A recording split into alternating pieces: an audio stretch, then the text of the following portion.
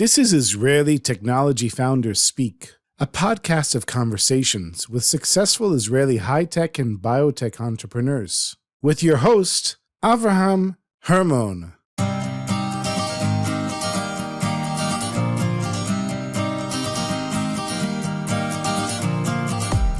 Ophir Fromm is a serial entrepreneur who, after 23 years of creating startups in the high-tech and low-tech world, decided to combine his talent as an engineer with his passion for cycling to create a company called Bamboo Bike, an engineering firm that's creating sustainable solutions by using bamboo for modern construction, such as drones and cars. Avraham sat down with Ophir to discuss the inspiration for Bamboo Bike, solutions that the company has created outside of using bamboo as a composite material for projects, tips for startup founders, funding advice, and much more.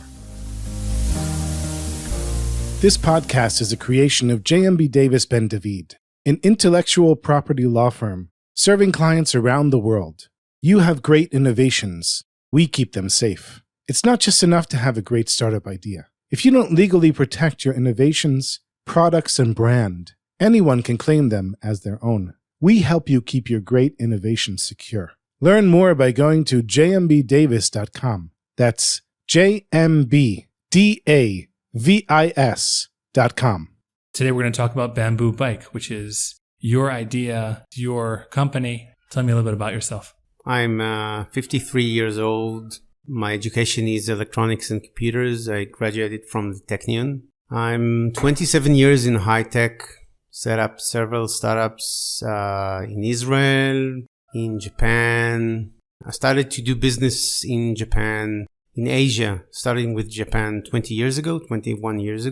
So I started to continue to do business in Asia. And the focus was mainly on high-tech technology, internet communication-based startups. I've built the first websites in Israel. As time went, I started to think about, like everyone else I think about now, how to do sustainable things, greener things, more environmental friendly. And this is how I came to Bamboo Bike. So Bamboo Bike is an environmentally friendly solution to a problem. Let's talk a little bit about the problem that Bamboo Bike is coming to solve. Bamboo is a very ancient plant. It's a very strong plant, being used for building palaces in India. It's actually, in ancient India, it's considered to be a sacred plant. Mm-hmm. Actually, the first bamboo bicycle was actually made, at least according to Google, 1896. Wow. It was the carbon bike of its time. Carbon fiber, right? Yeah. By the way, this is how we call it right now. We call it, and we have registered the name NCF, natural carbon fiber, because it's a natural carbon fiber. It's cellulose, which is primarily carbon and hydrogen and oxygen, right? That's the cellulose. And it's a very interesting plant. It grows very fast, up to 4 centimeters per hour. Wow. It's a kind of a giant grass. It absorbs a lot of CO2. Because it's fast growth, and it doesn't use a lot of water. There are about 1,500 species of bamboo. So there are many, many kinds of bamboo. People say, oh, so you're using bamboo. What's environmental friendly about that? You are cutting bamboo, which is a kind of a plant, and then the panda bears will not have nothing to eat. So it's not, the pandas are, out of 1,500, they eat like 5 species, and then only a special part of the bamboo, specific part. So that's not the issue. And actually, if you think about how to put plants, if you want to make a better environment, because less CO2 in the air, better plant bamboo rather than trees that it will take them decades to grow. Mm-hmm. So bamboo is a very special plant. It was there all the time, and even until now in China, in Hong Kong, in modern buildings up to 50 stories high, the scaffolding are made from natural bamboo. Wow. I'm not talking about, if some village in the rural areas or I don't know, in ancient times. I'm talking right now. Mm-hmm. And you don't need to tell the Chinese, for example, that bamboo is strong, you know. And I think that what happened that as more composite materials, more modern materials were invented, like aluminum for aviation or carbon, then you use less natural materials like wood or stone or bamboo. Mm-hmm. But it doesn't change the reality, which bamboo is per weight is stronger than construction steel. So it's very lightweight, which I guess would make it a good candidate to use in bicycles. It's very lightweight. If we compare 1 liter, which is 1,000 cubic centimeters of plain metal, okay, plain iron, it will weigh 7 kilograms. Mm-hmm. The same volume of aluminum will be 2.7 kilograms. Mm-hmm. Bamboo fiber, 1 liter of it in volume, weighs only 300 grams. Wow. And you know, I didn't invent bamboo fiber. That's nature, or if you believe in God, so that's God. But it was always there. People say, how it's possible that this is so strong, so light?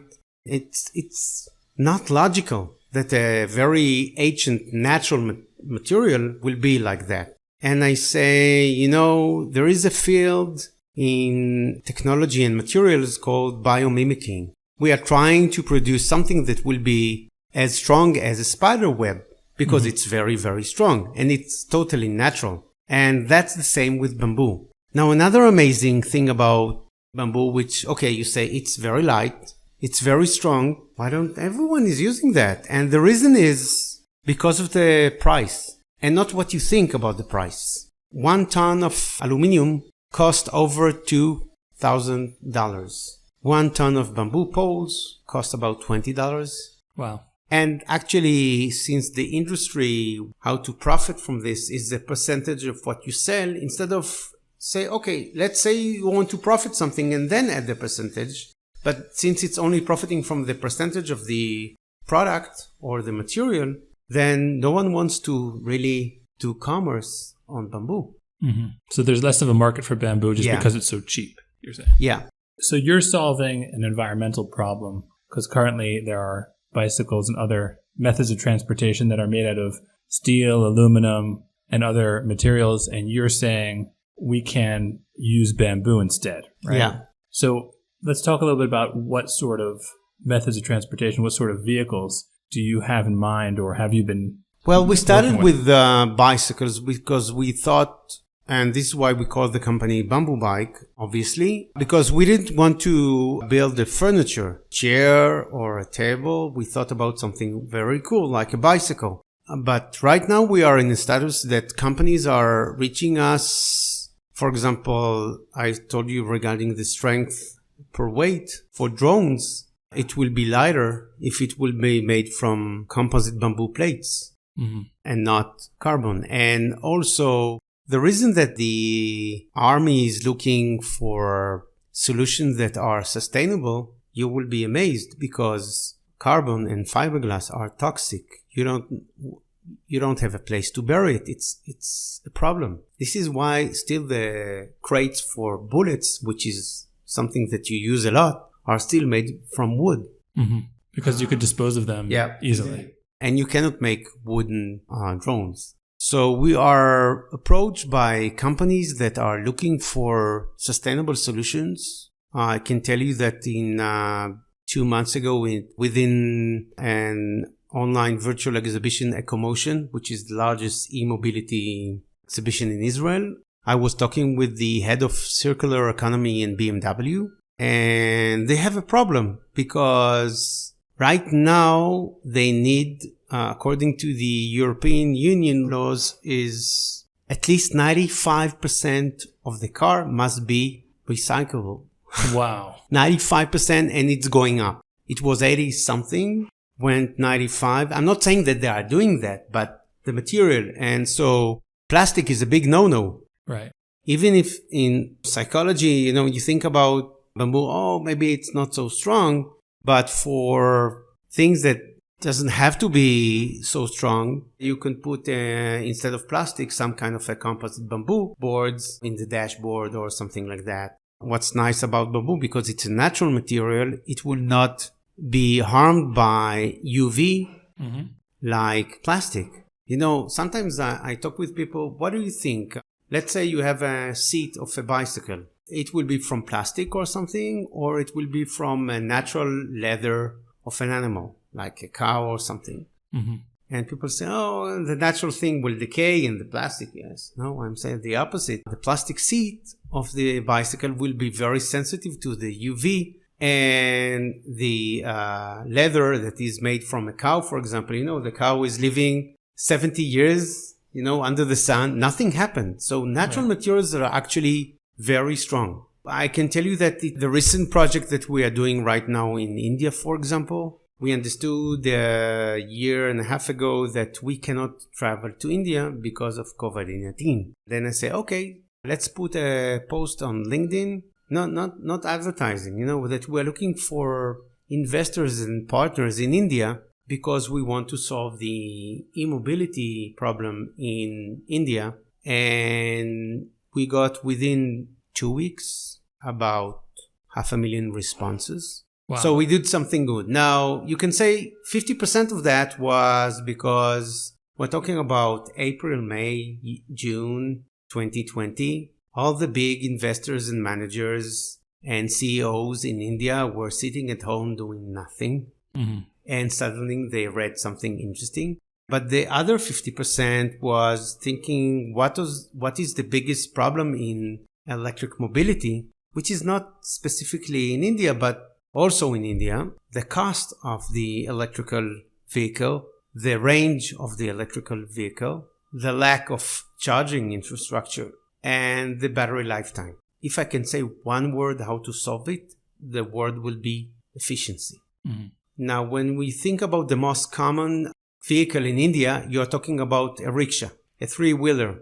Mr. Modi, the Prime Minister of India, said that in 2023 to 2025, if you have a gasoline motorcycle or a gasoline rickshaw, you will not get a license to go on the road. So it's a big incentive to go electric. But the problem is the rickshaw companies and motorcycle companies have done was, okay, we have a rickshaw, which is petrol-based. Let's remove the tank and put battery. Let's remove the engine and put a motor. They rigged the petrol one or retrofit it with electrical parts. And this is very not efficient.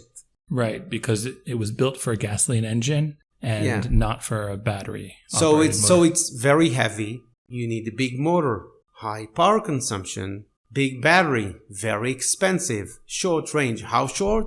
If a petrol rickshaw can reach more than 200 kilometers per tank, very small tank, an electric rickshaw can reach 50 kilometers. It is ridiculous. And yes, you have the charging infrastructure problem, and then you have the battery lifetime issue. But the thing is, if you make a carbon rickshaw, which in my case is a composite bamboo rickshaw, it is very lightweight. How light?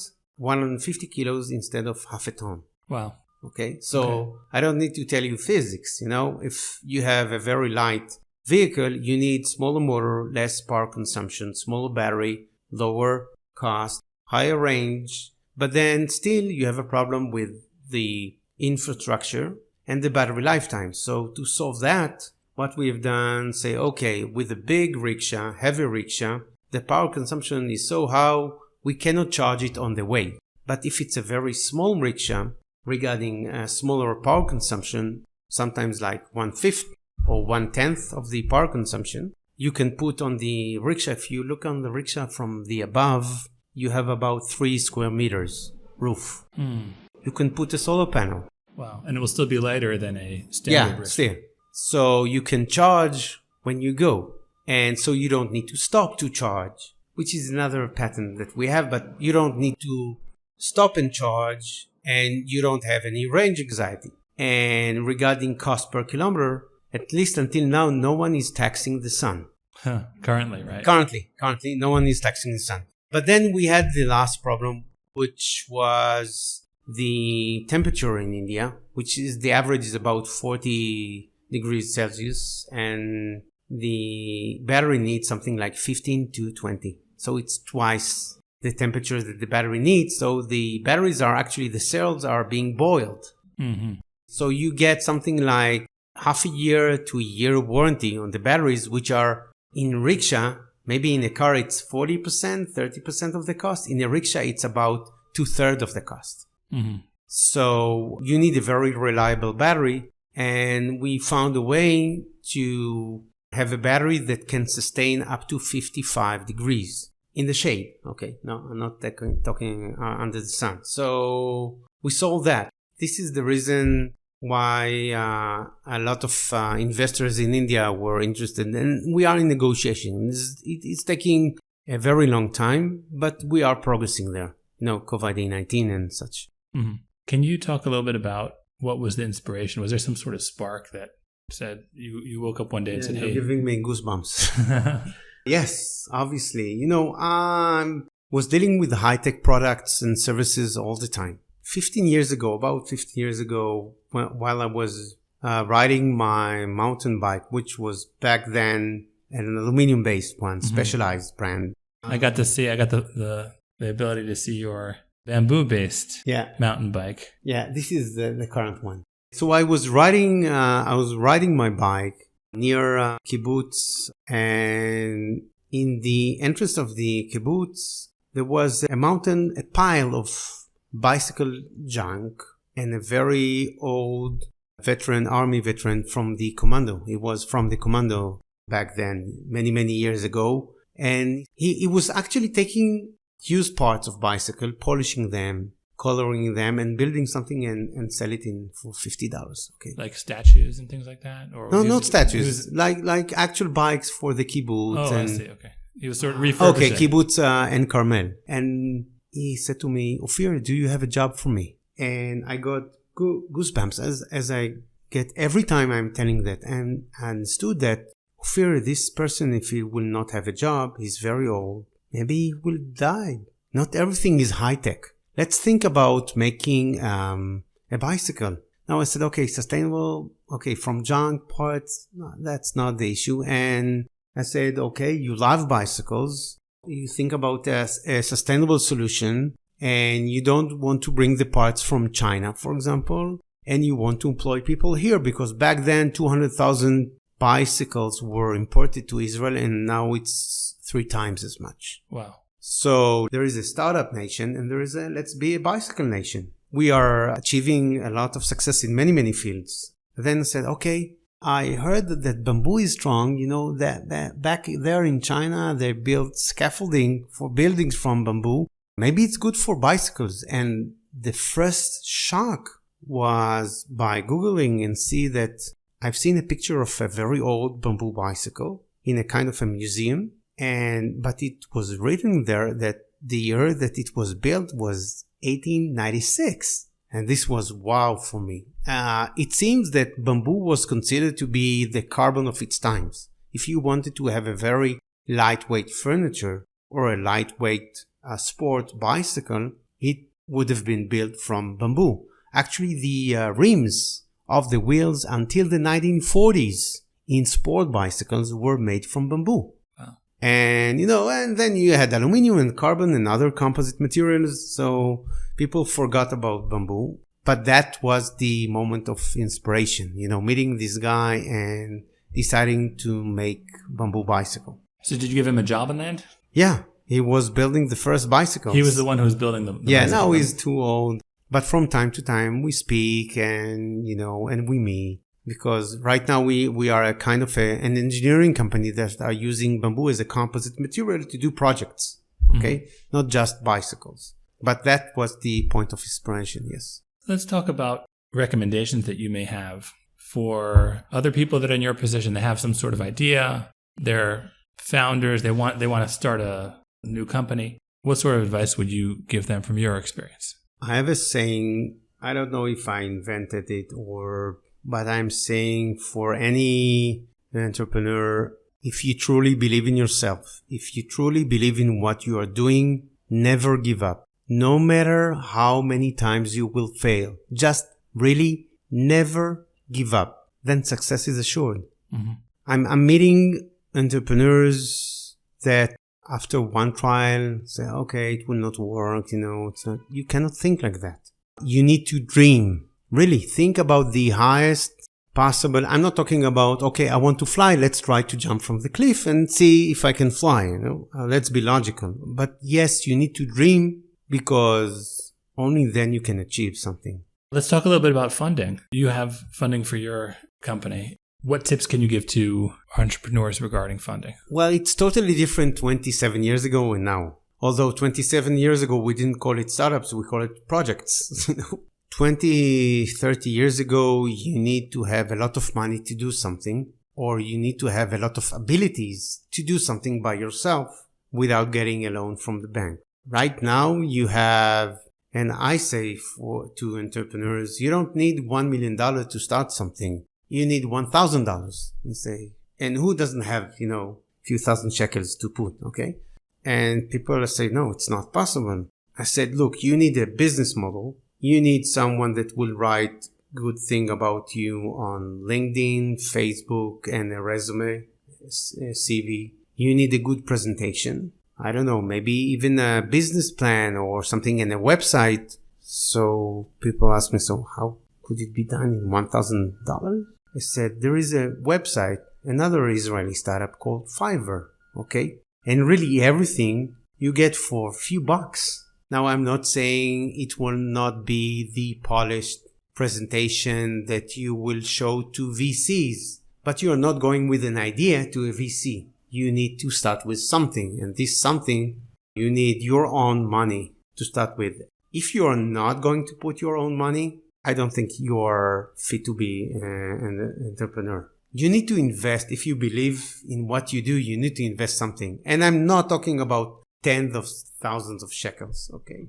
$1,000, that's enough to check any idea if it's good or not. So you're saying take small steps. Start out slowly. Very small. We call it, right now, we call it bootstrap, But it was always like that, I was always in all my startups using my own money to start with. Mm-hmm. Didn't know it was called bootstrap, okay? Mm-hmm. Proving to myself. Again, doesn't matter how many times I fail. I tried again and again. For example, with bamboo, it took me 7 years to reach to a bamboo species out of 1,500 that will not crack. 7 years. Took me another 2 years to pass one of the strict German certification called TUV SUD, which is a very strict level of certification because I can buy a certificate somewhere from Poland or Russia or I don't know. No, I went to the German labs to get TUV on the bicycle. Mm-hmm. But in any case, you can start step by step. There are methods right now. And actually, since I'm not flying every month to China right now, I have a lot of time, and investors sometimes can come with the idea to me, or an entrepreneur comes with an idea to me. Sometimes after investing already 100,000 shekels in something without any business model. Mm-hmm. Yes, I'm going to fly to the States and then I will do this and that. Wait, do you know what is your market? What price are you going to sell? And you understand that. So there is a structure, there is an order how to do things. But regarding funding, you don't need to start with $1 million. Mm-hmm. After that, in Israel, for example, you can get grants from the Israel Innovation Authority. You can get loans, subsidized loans from the bank. You can do crowdfunding. I recommend to go to investors as a last option. Mm-hmm. Because, an investor will want to control the company. It is not for sure that he wants the company to succeed. He wants to enter at a very low value stage of the company and exit at a very high stage. They don't care. And this is why many startups that you hear about are raising money, but how many of them are actually succeeding to stay and become a company? And it's very few. Right. So you're saying if you get an investor, then make sure the investor is interested in what's best for the company, for the future of the company. Yeah. All right, Ophir, thank you very much for taking the time, for inviting me to your beautiful place here on Mount Carmel, and for showing me your bamboo products and talking with me about the technology and about your experience. You're welcome. I appreciate it. Yeah, thank you.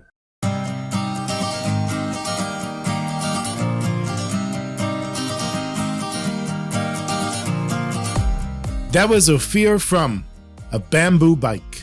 We hope you enjoyed this episode. There are many more to come. We'd love to hear about your startup and what you're working on. If you have a great innovation, we'd love to hear from you. Please contact us by going to jmbdavis.com/startup. We have a special site specifically made for startups in order to help startups protect their innovations. Thank you for listening, and we look forward to being with you in the next episode.